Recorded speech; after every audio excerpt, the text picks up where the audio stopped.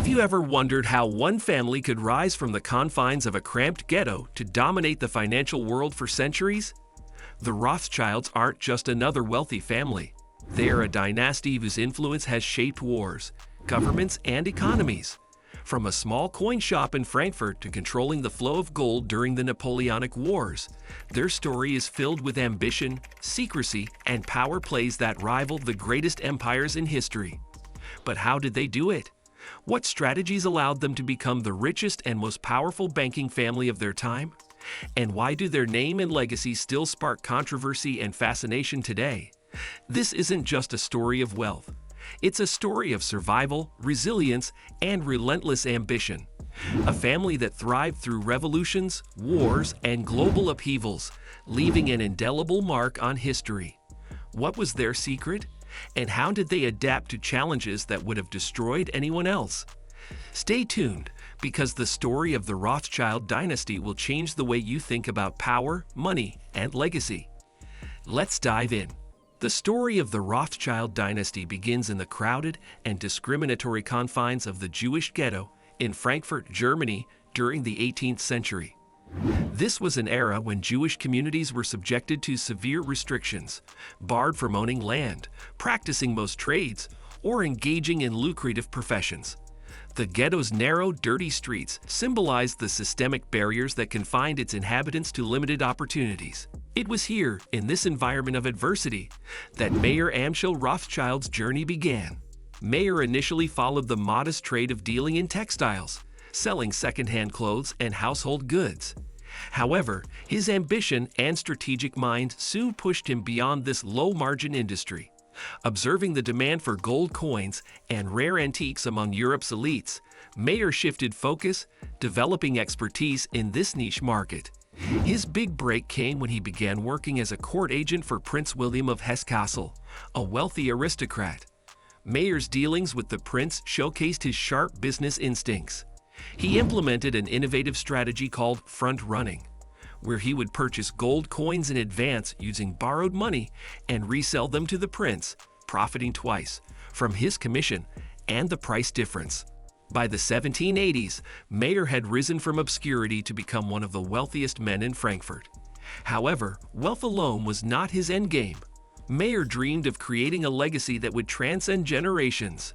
To achieve this, he devised a bold strategy: establish a network of banking houses across Europe by sending his 5 sons to major financial capitals: London, Paris, Vienna, Naples, and Frankfurt.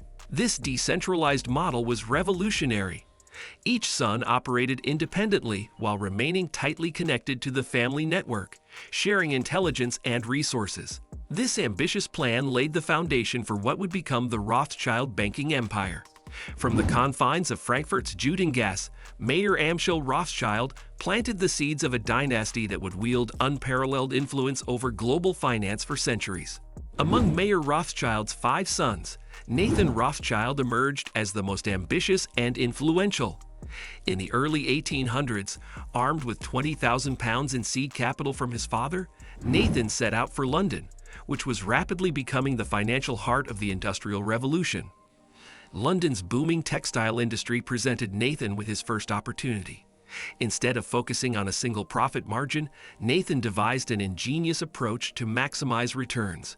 He controlled 3 stages of the process: raw materials, dyeing, and manufacturing. This strategy allowed him to multiply his profits while underselling competitors, turning his initial capital into £60,000 in just a few years. Nathan's entrepreneurial spirit didn't stop at textiles. The Napoleonic Wars provided him with an opportunity to showcase his financial acumen on a larger stage. Britain's military campaigns required vast amounts of funding to sustain operations across Europe, and Nathan became a key figure in facilitating these transactions. His pivotal role in supplying gold to the Duke of Wellington's troops during their campaigns against Napoleon elevated his status. By managing complex transfers of funds to support the war effort, Nathan not only gained immense wealth but also solidified the Rothschilds' reputation as indispensable financiers. One of Nathan's greatest advantages was his use of advanced communication networks. Unlike his competitors, Nathan relied on a private system of couriers, horses, and even pigeons to transmit market information. This allowed him to make faster and more informed decisions, particularly in currency trading, which became one of the Rothschilds' most lucrative ventures. By the 1820s, Nathan had transformed the London branch of the Rothschild Bank into the most powerful financial institution in the world. Nathan's success epitomized the Rothschild family's ability to adapt and innovate.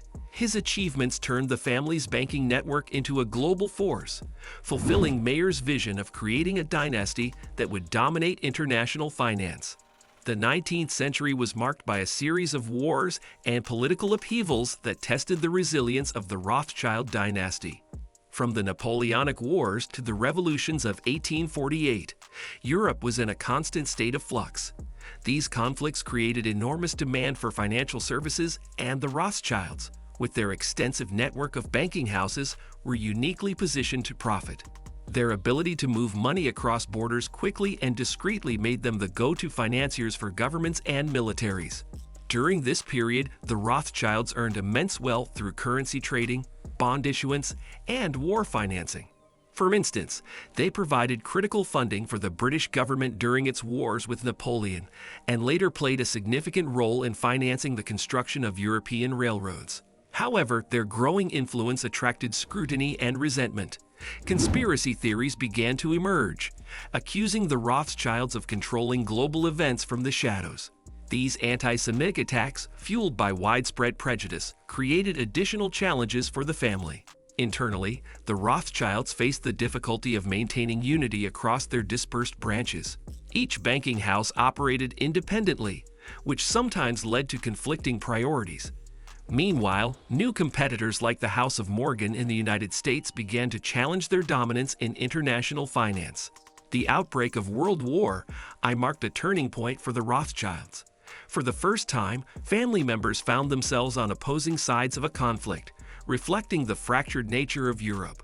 While the war brought significant financial losses, the Rothschilds adapted by diversifying their investments into industries like mining, metallurgy, and railroads.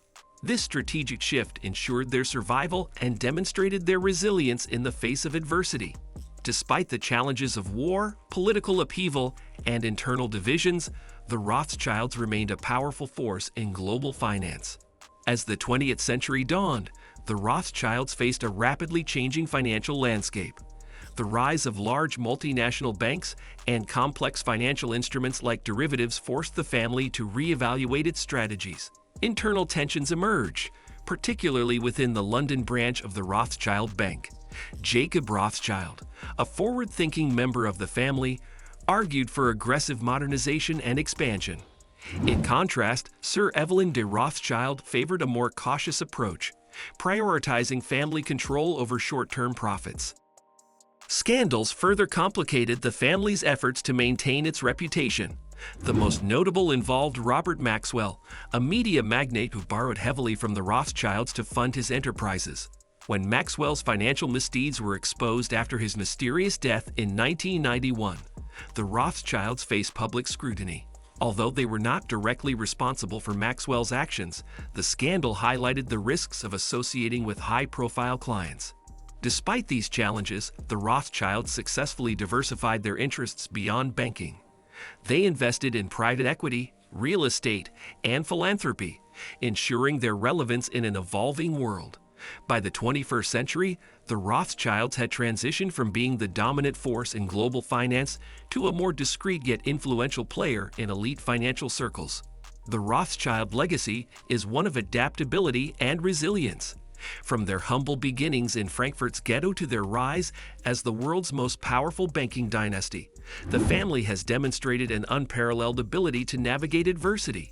While their heyday of global dominance may have passed, their story remains a testament to the enduring power of vision, unity, and innovation.